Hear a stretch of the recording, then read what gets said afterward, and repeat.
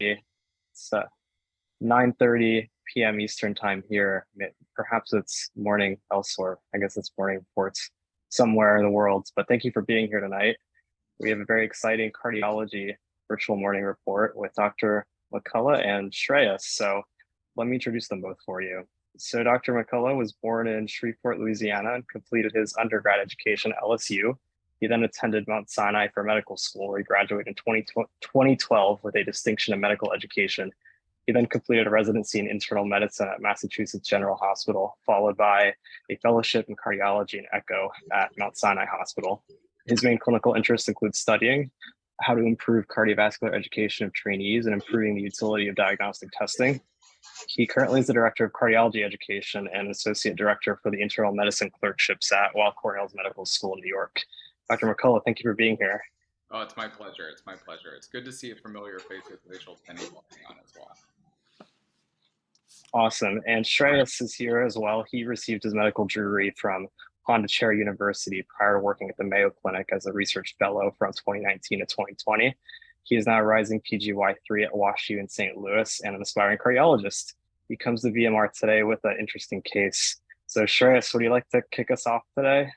Yeah, absolutely. Thank you for the introduction, Andrew. All right, so if Rafa is ready, we can push ahead. Yeah, but before starting the session, I would love it if Dr. McCullough and you, Shreyas, could talk a little bit about what you do for fun outside of medicine and why cardiology is a subspecialty. My number one priority outside of medicine is taking care of my two daughters and making sure that my wife is happy. And I stand by that solidly. I think that without a good work-life balance, then any job that you do is not worth doing. Obviously, cardiology requires you to be available at odd hours of the day and night, so having a supportive family is important in that. But they're my number one priority. And then, what was the other thing you wanted me to talk about, Rafa? Why cardiology? I chose cardiology. I had a mentor in medical school who's now the director of the cath lab at Lenox Hill Hospital. His name was Michael Kim. And he told me and sat me down, which is the best advice I've ever gotten. And he said, you need to do whatever comes easy to you. And so that came the easiest to me. I think in medicine, we all have a habit of waking up and wanting to do whatever we find is the hardest or most challenging thing. But when you wake up every day and you go to work every day for the next 40 years of your life, sometimes the challenge becomes grueling.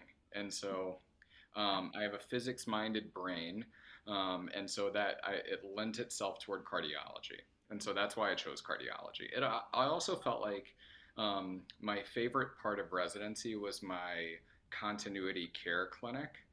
And I found that despite procedural aspects of cardiology, I could also maintain pretty longitudinal relationships with my patients. So those were the reasons that I chose cardiology.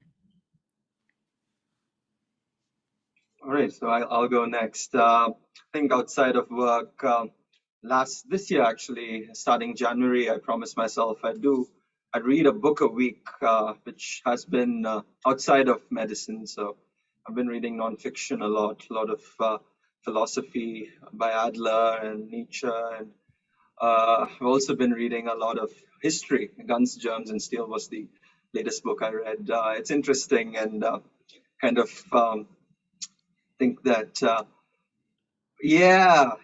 so I do both. So I've been trying to do both with both physical and audiobooks. I feel like in terms of content accumulation, in terms of volume, I feel audiobooks are best, and in terms of depth of understanding, I think nothing beats reading a physical book. But I also like working out. I love going on runs. I think the weather is great now, so I think these are things I like to do outside of work when I can.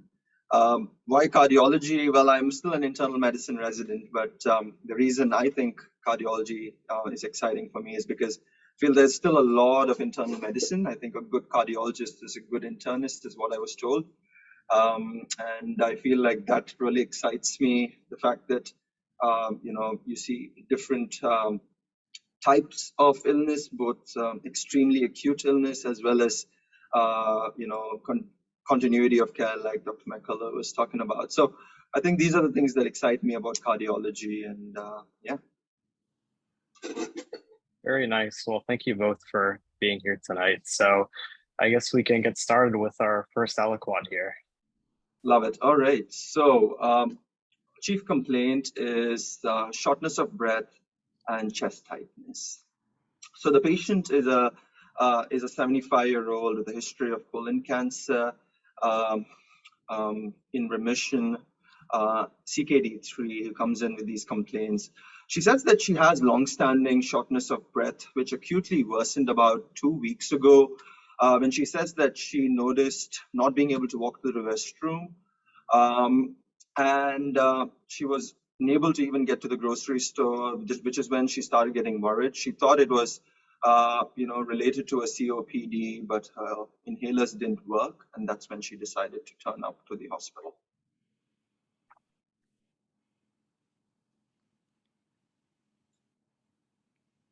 And so I just would like to posit to anyone who wanted to participate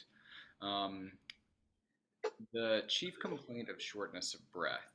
And I want us to think about that because I think mechanistically, whenever we're faced with a patient who's dyspneic, the etiologies of dyspnea are vast. And I think the thing that everyone wants to, in their mind, rule out is an acute myocardial infarction. I don't think anybody wants to sit on an acute myocardial infarction. And I'm just seeing what Hans House said, and I apologize if I got your name incorrect. 4 plus 2 plus 2. Could you elaborate on that? Oh, that's a summary that we did in our CP solvers. The 4 stands for all cardiovascular problems. That's an MI, a aortic dissection, if I get it correctly, Takasubo, which is the broken heart, and I forgot the other one. The 2 would be tamponade, I think is the other one. Tamponade, thank you very much. And the other 2 would be chest pain. We're looking at the esophagus, like a rupture. And I think yes, GERD would be another one, which is a great mimicker of chest pain. And the other 2 would be the lung, which would be a pulmonary embolism. And in the lung, another problem that we have that could cause chest pain is pneumothorax. So for our patient with shortness of breath, we might think about a pulmonary embolism because of cancer, but the cancer is in remission. And then, of course, we have to rule out everything which is of great concern and alarming, like an MI, so cardiovascular problems. Thank you very much for that elaboration.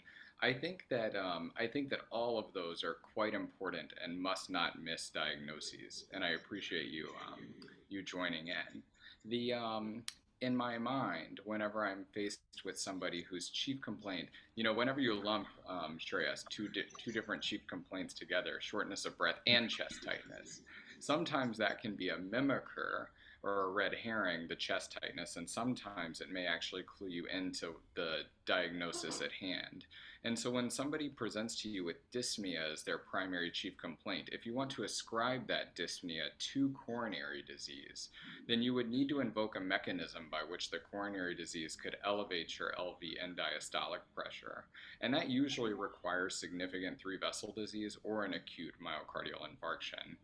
The accompanying symptom of chest tightness or angina, if it is truly angina, which we can ask clarifying questions to figure out, raises the likelihood of coronary disease immensely. But chest tightness can also be from the patient's underlying COPD or pulmonary pathology. And so sometimes it's useful to group chief complaints together, but other times it can be challenging and it can throw you off, especially if somebody's coming in with a heart failure exacerbation or pure elevation of left ventricular and diastolic pressure, either from preserved or reduced ejection fraction. However, if you say dyspnea and chest tightness, you always think this is ischemic disease until proven otherwise at the top of your differential, because if it is truly heart failure from coronary disease, then angina will most likely be present.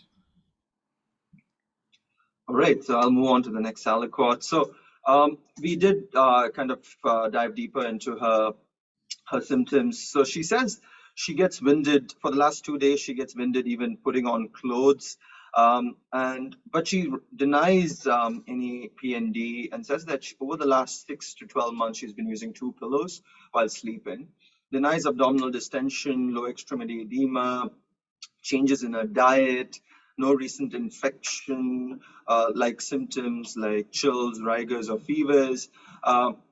She also, but she does say that she has a cough, but she says, I've had it for as long as I can remember, gets worse during winter and spring, is what she says.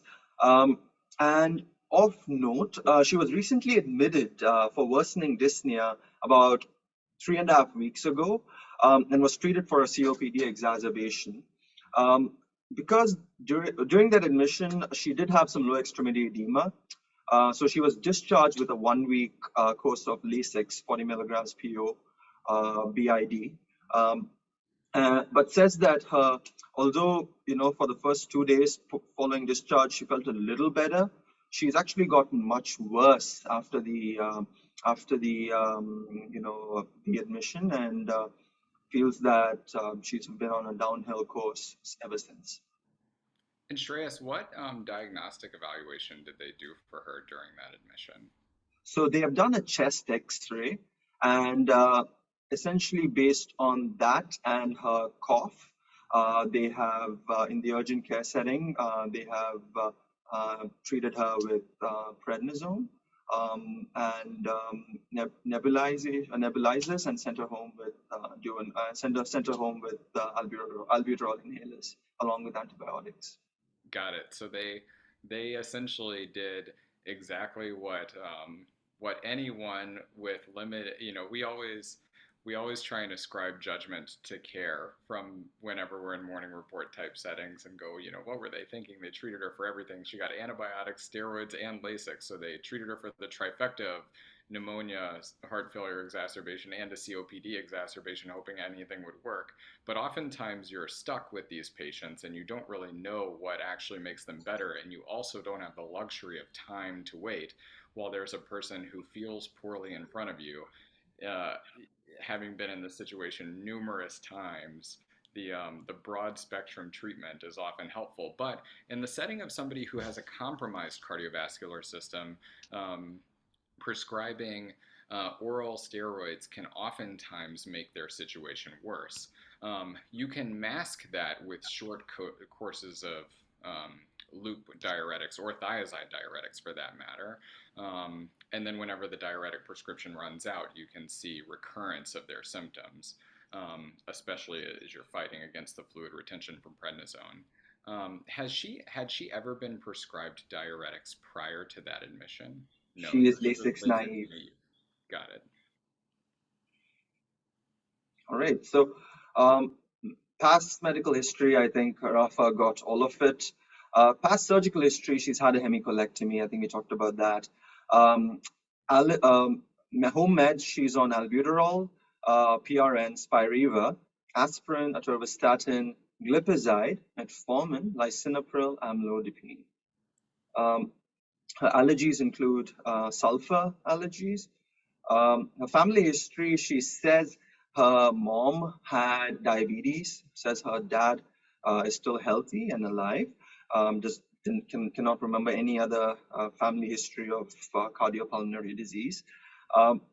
Social history, denies alcohol use, says she's never drank in her life. She used to smoke about 30 years ago, has an 18-pack year smoking history. And other than that, she's not sexually active right now. And so there were a couple of questions in the chat, Shreyas. One was from Rachel, how long ago was the colectomy? It was 16 years ago. 16 years ago. So this is colon cancer in remission for quite some time, though. That's correct. Hans did bring up the point of, in somebody with a prior cancer history, including pericarditis and myocarditis, onto the differential diagnosis for someone presenting acutely dyspneic is incredibly important, especially for those who we now see are exposed to immune checkpoint inhibitors, which are one of the novel chemotherapeutic agents, which after this New England Journal paper last week are going to be widely prescribed in rectal cancer, I believe.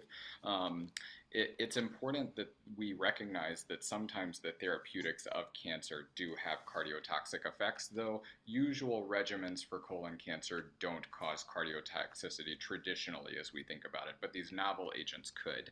And then the other thing that I just wanted to point out is that prior smoking history 30 years ago of only 18 pack years seems like not a lot for a woman her age, given the environment in which she grew up, and seems like not a lot to cause significant COPD.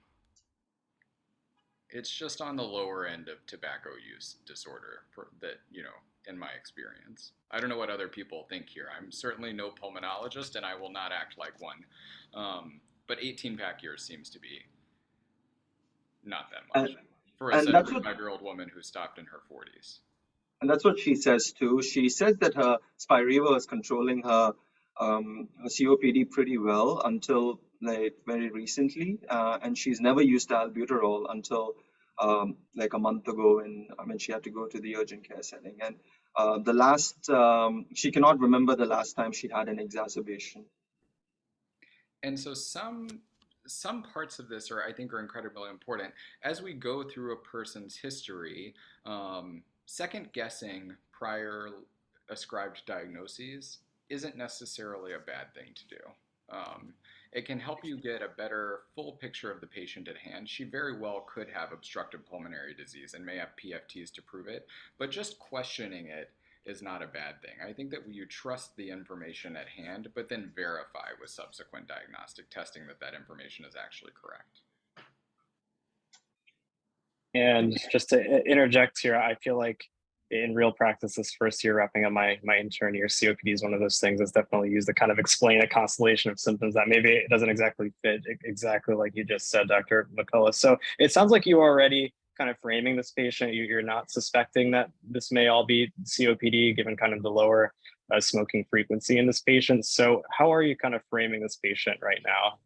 And I think in my head, it seems like there's an acute on chronic dyspnea presentation, which may well not be from underlying coronary disease, but the slight improvement with a low dose of oral diuretic suggests that there's a volume retention component to the disease process at hand. Now, coronary disease, like I mentioned earlier, can elevate left ventricular and diastolic pressure or may reduce your ejection fraction long-term over time. And this could be her first presentation of heart failure. But Shreyas gave us a long list of negative review of systems for somebody who's coming in with heart failure. Only sleeping on 2 pillows, the chest pain is exertional, there's no lower extremity edema, there's no paroxysmal nocturnal dyspnea, there's no abdominal distension. All of these, even if they're not objective on physical exam, you don't notice that the abdomen is distended. Most patients who feel congested. And it's hard to, like we use the term congestion as lay people to say, oh, I feel congestion, but you feel full and they feel swollen. And I think that word congestion, somebody just said, how big are her pillows? Hopefully they're not the size of monster trucks. I would assume normal pillow size, otherwise Shreyas would have mentioned otherwise.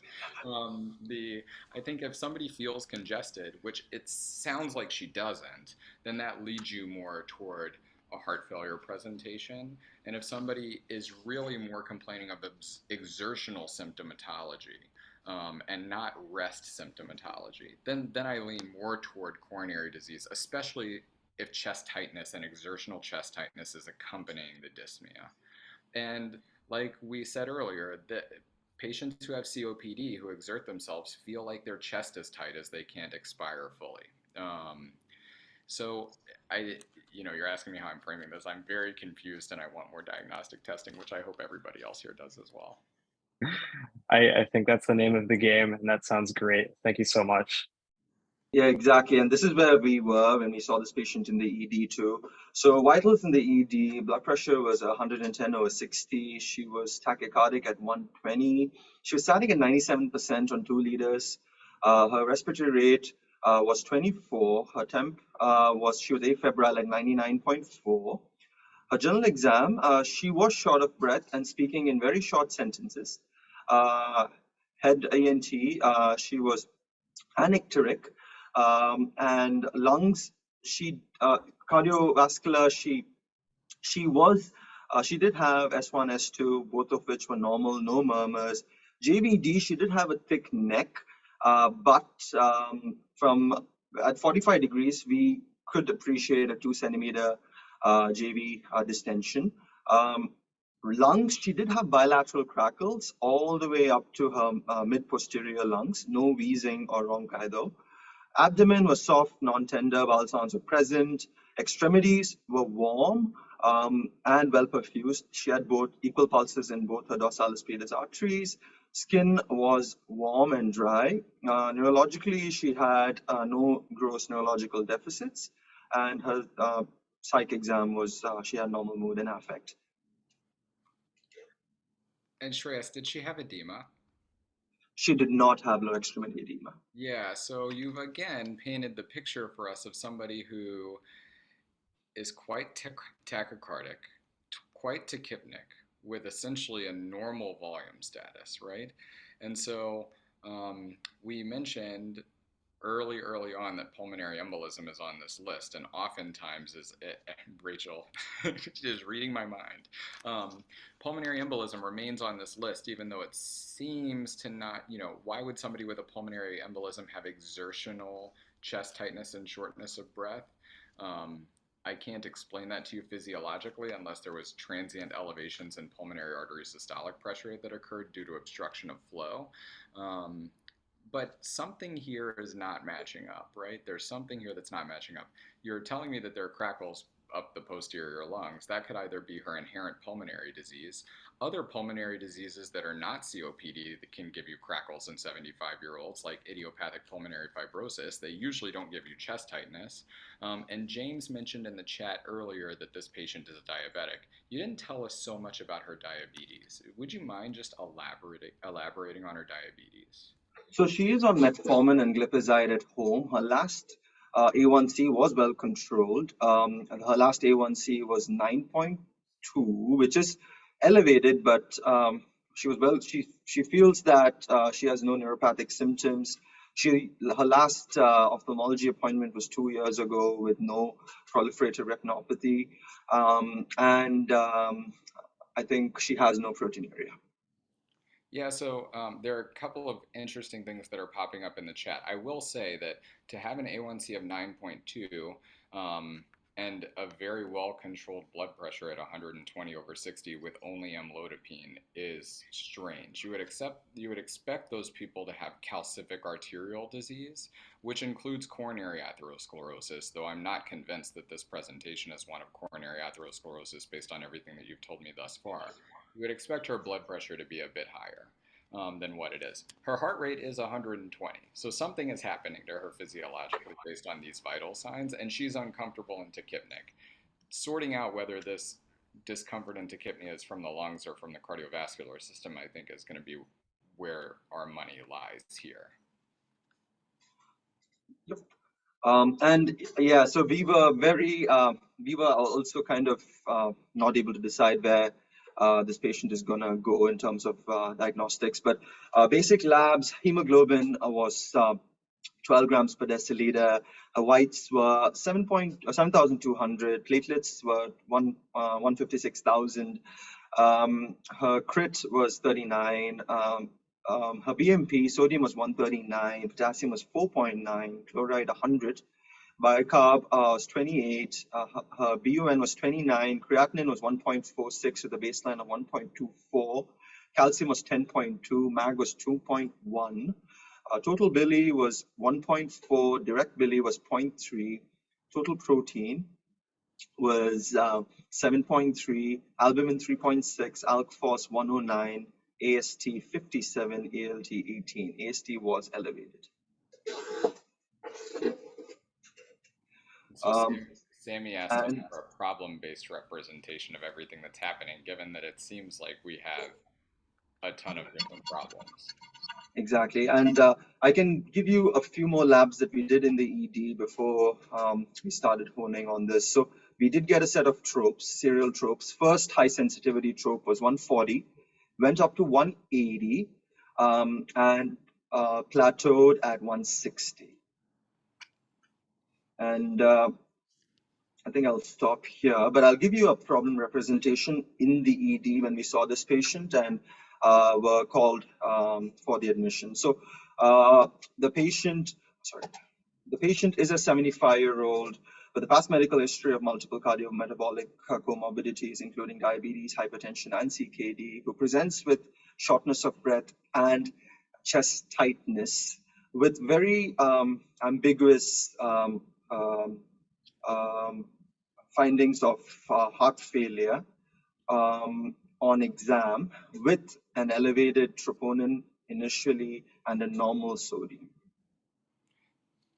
Now, So everybody, And a mild sorry AKI. to interrupt you, Andrew. Everybody uses different troponin assays throughout the country. So what is the upper limit of normal on these assays? So this is the high sensitivity. So we divide by 10. So I think we divide by 10,000. Well, no, look, there's high sensitivity troponin I and high sensitivity troponin T, and they're two different assays. with two Okay, so I think this was elevated. This was Fine. elevated, and the Elevated, delta. but without with this trend could be caught. We don't know how to interpret it. It's better if we just Exactly. treat all of them as if we don't know how to interpret them. Cardiologists alike, then they won't blow it off and say it's a type 2 NSTEMI, right? Yes, and that's how we interpreted it, thinking this is non-specific. Yeah, I think we thought this was the trope leak was non-specific in the setting of some cardiovascular damage, but we didn't think this was CAD related at this point.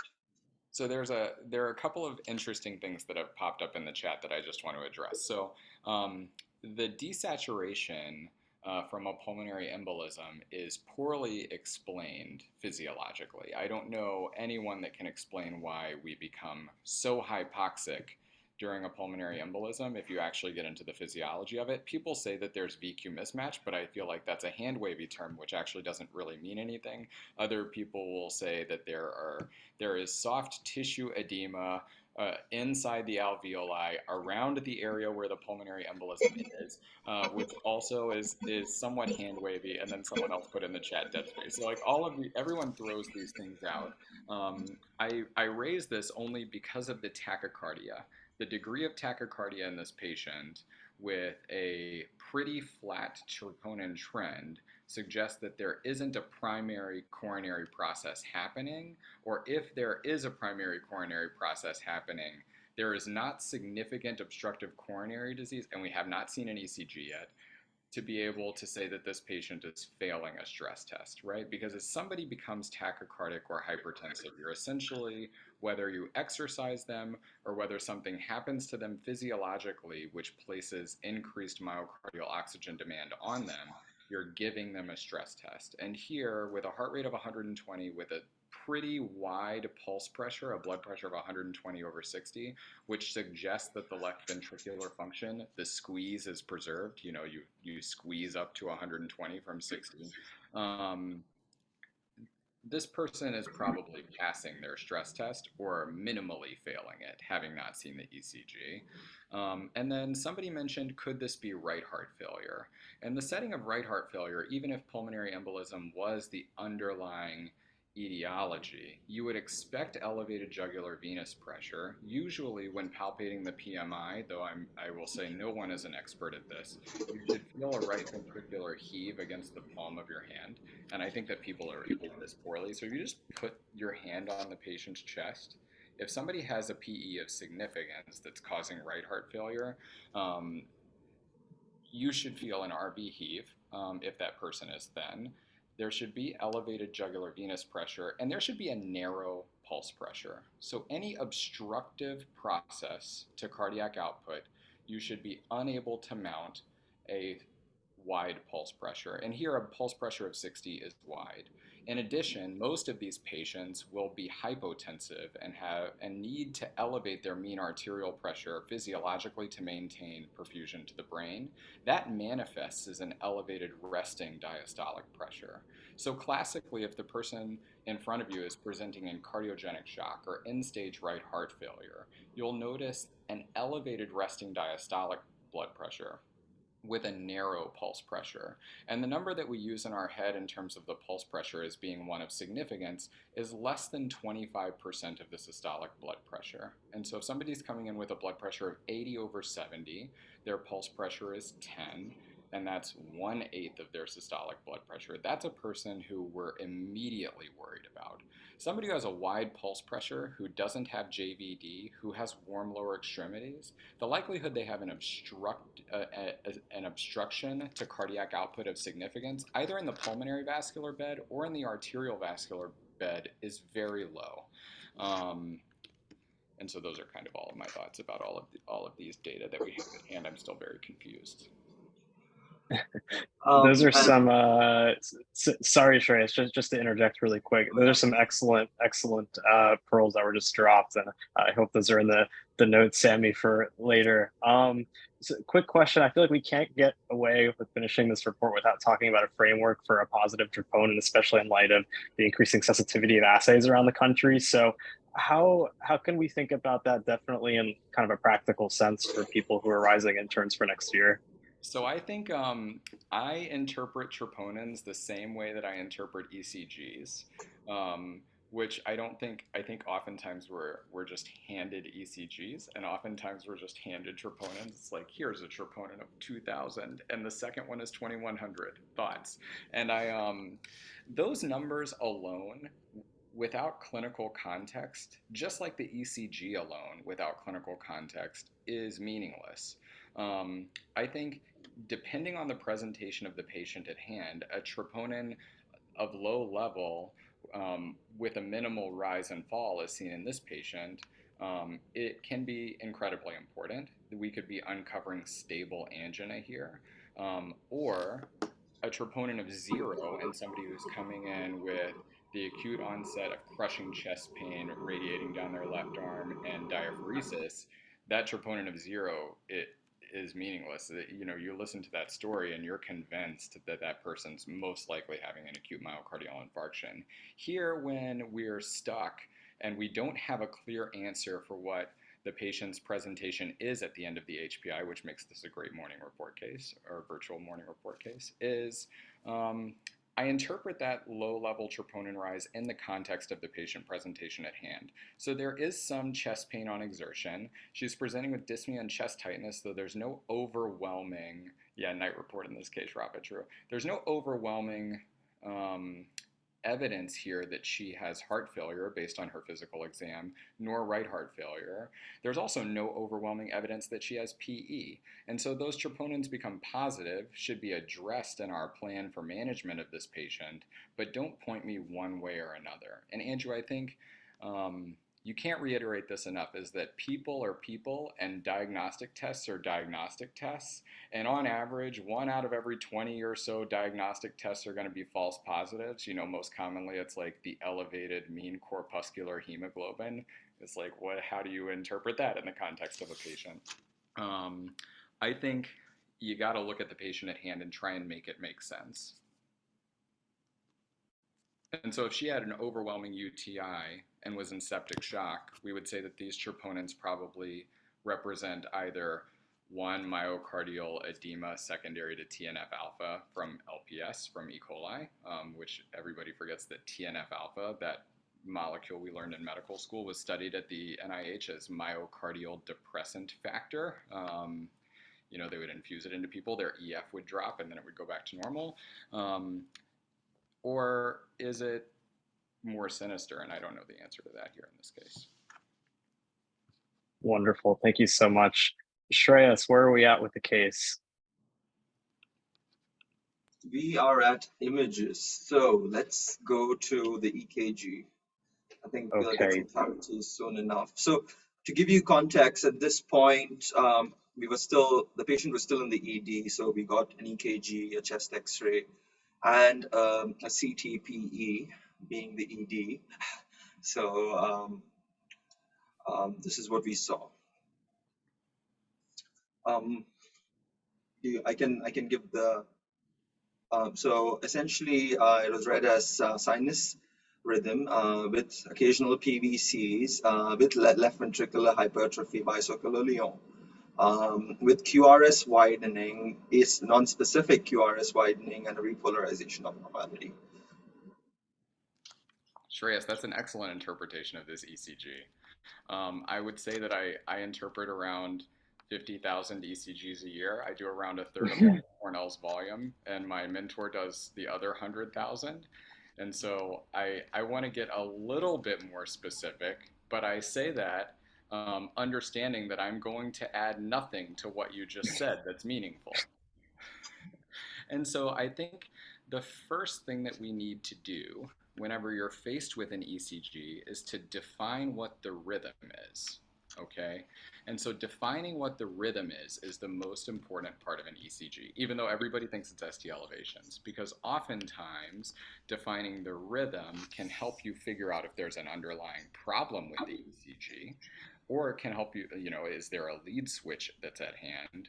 Or is there an undiagnosed atrial arrhythmia, even though the P waves may look sinus? And so in defining sinus rhythm, we have to recall that the sinoatrial node is in the high right atrium.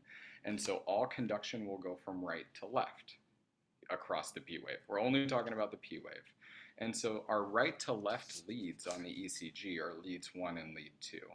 And so if the rhythm is arising in the SA node, which you have to assume it is in 99.9% of the ECGs that you read, the P wave should be positive in leads 1 and leads 2. Additionally, because it's in the high or superior right atrium, it's going to deflect downward toward the apex, and the two leads that sit just over the apex of the heart are V5 and V6. And so sinus rhythm we define as a positive P wave in leads 1, 2, V5, and V6. And if the P wave is not positive in all 4 of those leads, then there's either a lead switch or it's a non-sinus atrial rhythm. Atrial flutter, atrial tachycardia, ectopic atrial pacemaker, and we can go through the laundry list of those. And here this ECG is negative and leads 1, the P wave is negative in leads 1 and 2. But it's positive in V5 and V6. And V5 and V6 are also leftward leads. And so it suggests that this ECG could have a lead switch. Okay, so I want to put that out there. This could be a lead switch, which makes our interpretation of this ECG iffy at best. Okay, so if you posit that there's a lead switch, then you have to posit that the diagnostic test at hand is wrong. If there is not a lead switch, then we would call this a non-sinus atrial rhythm, which it very well could be. But if you have a non-sinus atrial rhythm at hand, diagnosing things like first-degree AV block become a non-issue because you can't use the PR interval means nothing if you know where the PR is rising. So let's say that this is a non-lead switch ECG.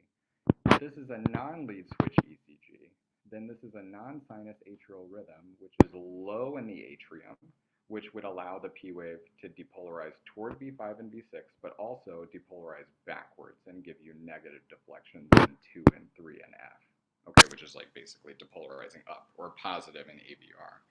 And so you have a non-sinus atrial rhythm, and then additionally you have LVH by multiple criteria. Number 1 is that the top of lead 1 is off of the page. So, there's an inherent problem with this person's ventricle in terms of hypertrophy if leads cross one another if they're off the page. So I'm a person who can't remember all of the LVH criteria off the top of my head, even though this is what I can do. This is what I do for a living, so I always look them up. And I always get them wrong. For example, Socolo-Lyon's original paper said that we should really only use the S wave in V1 and not the S wave in V2 whenever you're trying to diagnose LVH by Socolo-Lyon, which this person doesn't have. But this person does have LVH by the easiest criteria to remember, which is the R and AVL greater than 11.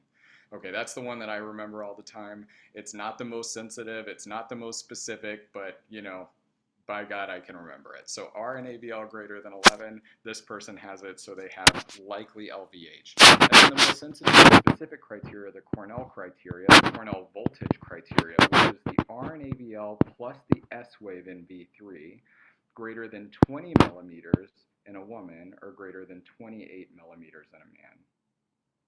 If that is associated with QRS widening, then the person has definite LVH, based on studies that were done correlating with the weights of hearts at autopsy. So in addition to that, so yes, there's LVH. I agree with you that there's LVH by multiple criteria. The easiest one to remember are an AVL greater than 11, and then also Cornell voltage and the Cornell product criteria, which accounts for the QRS widening. The final thing that I will say is that there are multiple repolarization abnormalities on this ECG. ST depression does not identify or localize ischemia on an ECG, but can tell you that ischemia is present in a patient's heart. And so I think that that's a key takeaway. ST depression does not localize ischemia. So even if we do stress tests and we see ST depressions in 2, 3, and AVF, that means nothing about that person's right coronary or left circumflex artery, whichever one is giving rise to the posterior descending artery. However, T-wave inversion does localize ischemia. And so the fact that there are T-wave inversions in leads 1 and AVL suggests that there's anterolateral ischemia, or ischemia of the lateral wall of the heart where leads 1 and AVL are. Sorry, I'm on a mirror. So lateral side, it has ischemia, which suggests LAD disease. Again, assuming this is a non-lead switch ECG, and it's a non-sinus atrial rhythm because our P waves are off. Finally, there are deep Q waves in leads 2, 3, and AVF, which suggests the presence of an old inferior myocardial infarction. And those Q waves are associated with a 1 millimeter ST elevation, which could represent an ST elevation MI in the right clinical setting, or a ventricular aneurysm in light of a prior MI, assuming this is not a lead switch ECG. In my head, knowing how these things are done, especially in ERs, which are busy, I'm assuming it's a lead switch until proven otherwise, which would make everything that I just said incorrect. But I think if we take the ECG at hand and it's not a lead switch ECG, this is a non-sinus atrial rhythm because the P waves are not positive in leads 1 and 2. And then there's LVH with anterolateral ischemia and an old inferior myocardial infarction with either a ventricular aneurysm or an acute presentation of a STEMI. Now, I said earlier that troponin should be taken into the context of the patient at hand. ECG should be taken in that same way. And here, it's hard to call this presentation a STEMI. It's really hard to say that this 75-year-old lady who's been having exertional chest tightness associated with shortness of breath for weeks and got Lasix and got a little bit better is having a STEMI. That is not the textbook history of a STEMI. But it could still be the textbook history of somebody who has ischemic disease. The troponin trend that you gave us also suggests not a STEMI. Okay, understanding we don't know what the upper limit of normal of the assay that you gave us is. It went up and it went immediately down. That's not an acute thrombotic myocardial infarction. But it could represent coronary disease with some degree of ischemic cardiomyopathy. Oof, wow, all right. We can go to the chest x-ray next. I will say, by the way, Andrew, you're finishing your intern year. I didn't feel comfortable reading an ECG until I became an attending. So don't, take everything that I say with a grain of salt. Like, you get there slowly but surely. And I started off there with just sinus rhythm, P waves positive, and 1, 2, V5, and V6. And I looked at those 4 leads on every ECG that I read. And then I went from there to axis. We didn't talk about the axis on the ECG because it was unimportant in this case. It was leftward, but it was unimportant. Well, that does make me feel better as someone rotating through the CCU right now. I'm in awe at the level of interpretation of these attendings right now. I feel like I've gotten through gestalts this year alone, but the detailed, organized approach from you all is inspiring for sure. So here is the chest x-ray of this patient. Can you all see it?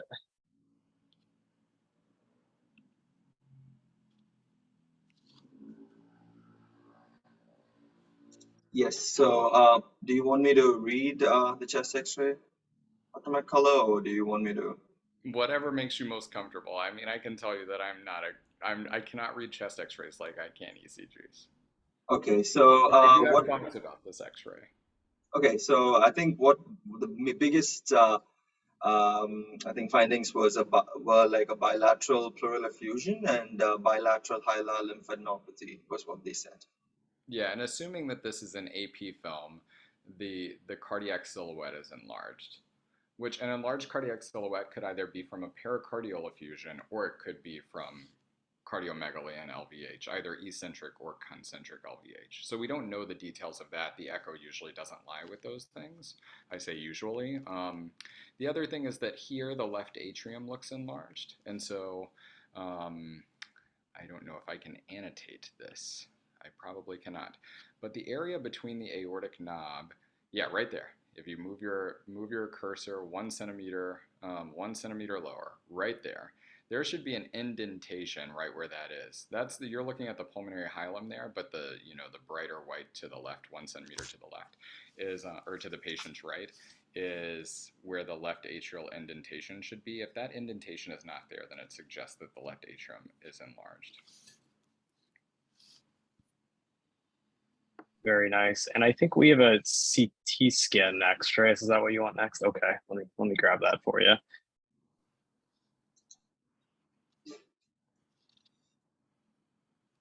I couldn't get all of the images on there, but the biggest and most important image was this. And it was read as new patchy peripheral ground glass opacities, no PE in caps, unchanged basilar predominant honeycombing with traction bronchiectasis, most compatible with UIP, suggestive of pulmonary fibrosis, large mediastinal and hilar lymphadenopathy. Yeah, so that makes, I think, more sense with the patient's presentation of diffuse crackles, yet a somewhat normalish volume status. There's also, in addition to the pleural effusions here, there are patchy ground glass opacities overlying the honeycombing, which does represent pulmonary edema in the right clinical setting or inflammation, and low doses of diuretics would improve that as well. It wouldn't permanently improve it, but in the short term, it would improve that as well and probably make her feel a little bit better. So this is when we took over. The first thing we did was obviously a TTE. And the TTE showed left atria, which was normal RV cavity size, LV cavity size markedly dilated, severe global reduction in EF of 20%. Last EF done 3.5 years ago was 55%, eccentric LV hypertrophy, reduced global LV myocardial longitudinal function and strain pattern. No LV thrombus seen, normal IVC, normal aorta. Diameter of the IVC was 1.3 centimeters, suggestive of reduced preload. And Shreyas, I feel like you'll probably have to paste that read into the chat for Sammy. And that's a lot of info to kind of process. But putting it all together, I feel like we're getting pretty close to a final diagnosis here. Obviously, some I don't know, unexpected findings on the CAT scan, but certainly it seems to line up more with the clinical picture that Dr. McCullough was expecting. How does that CAT scan change this case? Is there anything you want to go back on original history, family history, social history, anything else to kind of clarify what may be going on? Are you asking me, Andrew, or are you asking Shreyas? Oh, I'm asking you. I think that the only thing that I would want to know now that we have the CAT scan at hand is this truly, did this shortness of breath episode truly happen for the first time 2 weeks ago? This shortness of breath, chest tightness episode. So 3 years ago, her EF was normal at 55%. So I would want to know what was the indication for that echocardiogram 3 years ago. Oftentimes tests are not done for no reason, though ECGs tend to be. And then, though the CT reads as UIP, there are certainly pulmonary diseases that can depress your EF. most commonly sarcoidosis, though it does so not in a global way. The way that, oh, I know what, oh, you're telling everybody else. I was like, I know what UIP is. I'm not that, it hasn't been that long. I think that sarcoid of the heart is probably something that we should at least consider, understanding that in the 75-year-old diabetic woman, ischemic cardiomyopathy is still the number 1 through 10 on the differential diagnosis for what's happening to our cardiovascular system, especially with the old inferior MI on her ECG. That said, cardiac sarcoidosis occurs when the sarcoid granulomas implant themselves into the myocardium, and then there's a period of time where the myocardium thickens on the ultrasound and then burns out and becomes scar and aneurysmal. That happens in a patchy and unpredictable way and is not diffuse. So seeing the echo images in a patient who has cardiac sarcoid is very helpful, because if you see that there are parts of the heart that are scarred and it's not the entire body of the myocardium, it leads you down more of a cardiac sarcoidosis path. Sarcoidosis can also give you honeycombing, hilar lymphadenopathy, pleural effusions, ground glass opacities in the pleura, and would tie everything together nicely. You said that her extremities were warm and dry. There was no erythema nodosum there, I suspect, though I wouldn't be able to tell if there was myself. And so I think as you go through this, we often will look for reasons to avoid the diagnosis of ischemic cardiomyopathy, to the point of not stress testing or cathing people who have reduced EF. And we are naturally inclined to tie everything together, but sometimes you need to split up diagnoses. And in the setting of a diabetic 75-year-old who has an EF of 25%, you have to assume that it's ischemic cardiomyopathy until ischemic cardiomyopathy is ruled out. There are a couple of reasons for that. One, there are data that revascularizing ischemic cardiomyopathy with coronary artery bypass surgery improves survival. And so we have the opportunity to improve somebody's survival by revascularizing them. So if it's not tested for, you won't know that that's the case. Though putting a 75-year-old woman onto cardiopulmonary bypass is not without challenges and is not low risk. And then two, hold on, I lost my point. Cardiac sarcoid has no therapy meaningfully that's data-driven and evidence-based. And so if you have something that's treatable, always rule out the treatable thing, understanding that that's the most common thing here. Somebody asked, would we do a nuclear stress test first or just bring her to cath? This person has already gotten a pulmonary embolism CT scan, despite the minimal elevation of her creatinine at 1.46 above her baseline of 1.2. The risk of contrast-induced nephropathy from cardiac catheterization is directly related to the amount of contrast given. Most skilled interventionalists who are doing a diagnostic cardiac cath alone will only require 20 to 30 cc's of contrast dye. A CT pulmonary embolism protocol CT is usually around 90 to 100 cc's of contrast dye. So it's about a fifth of the risk of contrast nephropathy from the PECT, though it wouldn't be eloquent to do both in the same day, especially that we're probably uncovering a chronic problem in this woman. And so I would jump straight to cath. Because the risk of contrast nephropathy, I think, is overplayed, and two, nuclear stress tests in a person who has an EF of 20% are going to be littered with artifact, and it's going to be red positive anyway. And so, if somebody has a reduced EF, the likelihood that somebody has a abnormal stress test is nearly 100%. It's almost shocking if it's normal, even though our guidelines, our appropriate use criteria for stress testing would suggest that you could do either. You could start with a nuclear stress test or you could go straight to cath. You do worry about recurrent stress testing in people, the amount of radiation that you're giving them with a nuclear stress test. But here in this case, in a 75-year-old woman, that's probably less important. And so, but in her, I would go straight to cath and rule out ischemic cardiomyopathy. Before I called this sarcoid, those sarcoid could tie everything together. And that was the dilemma we had too. So we essentially ended up taking for a right and a left heart cath. So the right heart cath showed a right atrial pressure of 10, RV pressures of 47/13, pulmonary arterial pressures of 50/28 with a mean of 35. Wedge was at 21. TPG was 14, DPG was 7, and the index was 1.95 via thermodilution.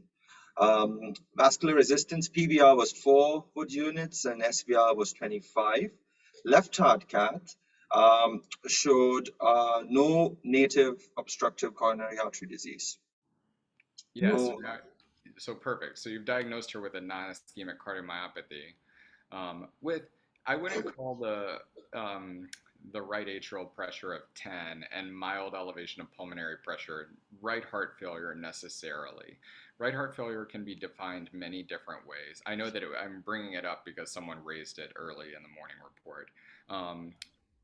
You can look at the right ventricular stroke work index, which I do not know the equation for, and I have to look up every time I want to identify it. But you can essentially see, based on the right heart cath numbers, how well the right ventricle is squeezing in a similar mechanism to the way that we viewed the pulse pressure earlier whenever I was discussing that. But if there's no coronary disease here, the likelihood that this is sarcoid, I think, is way, way higher. But it's only because we did the left heart cath. You couldn't have diagnosed it without. How do you diagnose cardiac sarcoid? So there are a couple of different ways that you can go about doing it if you suspect it. Because the disease is patchy, in direct contrast to cardiac amyloidosis, a biopsy tends to not be as helpful. Amyloid is a diffuse infiltrative disease, and biopsy is very helpful. Biopsy of the organ in which you suspect amyloid. So most will not biopsy the myocardium of somebody with suspected sarcoid. But cardiac MRI becomes very helpful because then you can see if there's associated inflammation or if there are burned out aneurysms, which is what you're looking for in that patchy disease process. So Shreyas, did they get an MRI? Oh, we took it home with a PET CT. PET CT, even better.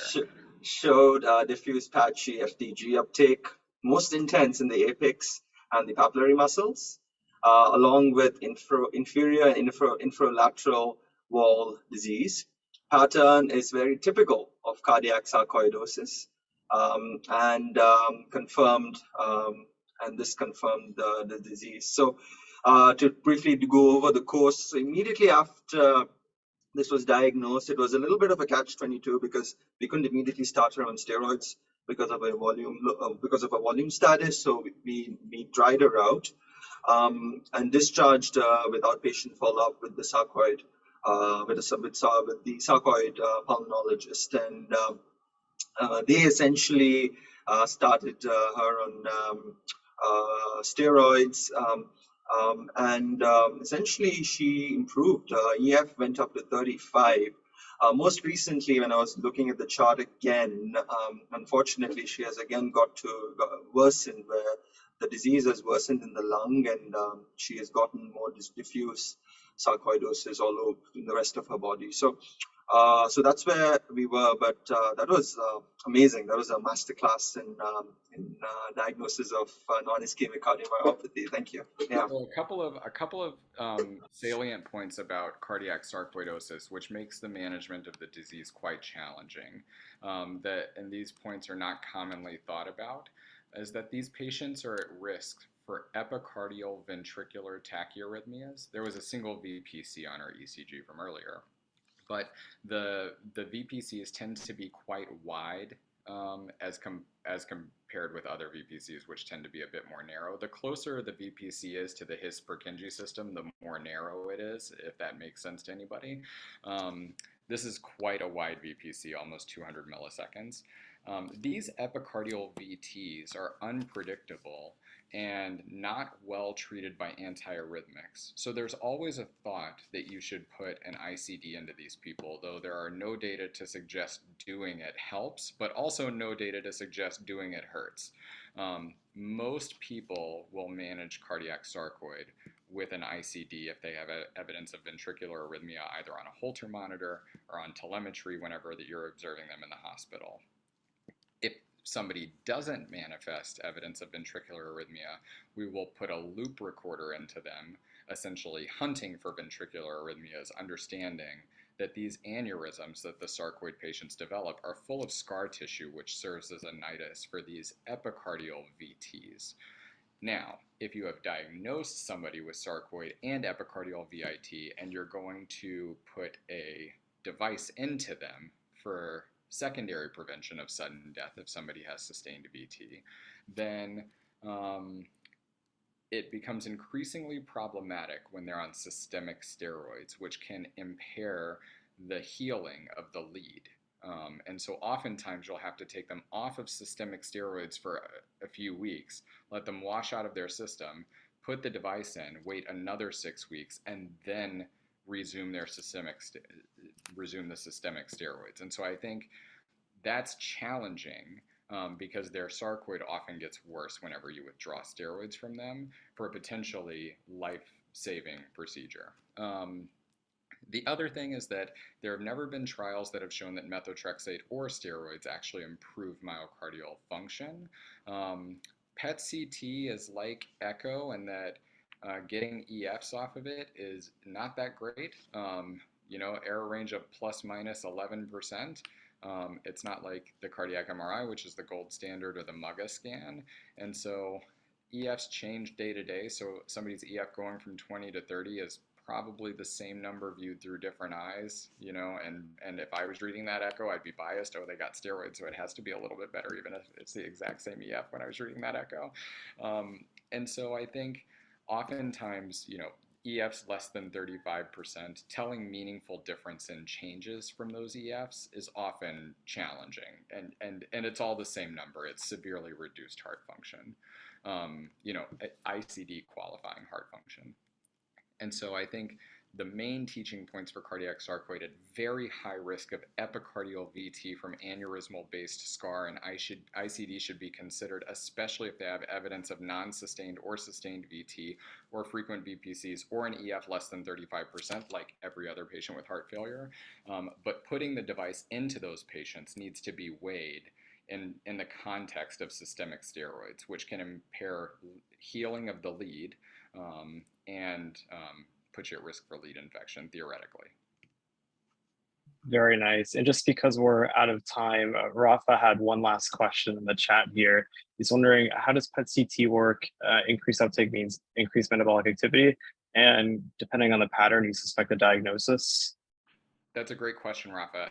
Essentially, we give a radio-tagged sugar molecule, glucose, to the patient after they've fasted. And in any area of the body where there's increased metabolic activity, the radio-tagged glucose will land.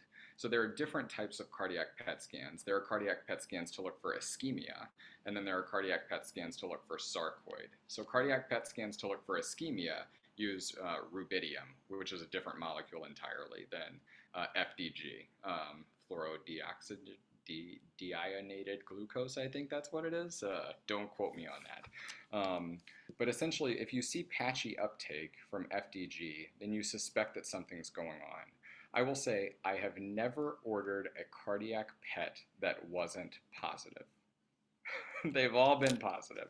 So if you get to the point where you're ordering a cardiac PET to evaluate for sarcoid, the likelihood that person has cardiac sarcoid is very, very, very high. And even if the FDG PET is negative, you're probably still going to assume that they have cardiac sarcoid, because a negative FDG PET doesn't rule out cardiac sarcoid that's burned out, where there is no longer any active inflammation. It's only helpful at identifying patients at the early stages of disease where therapy actually may be beneficial.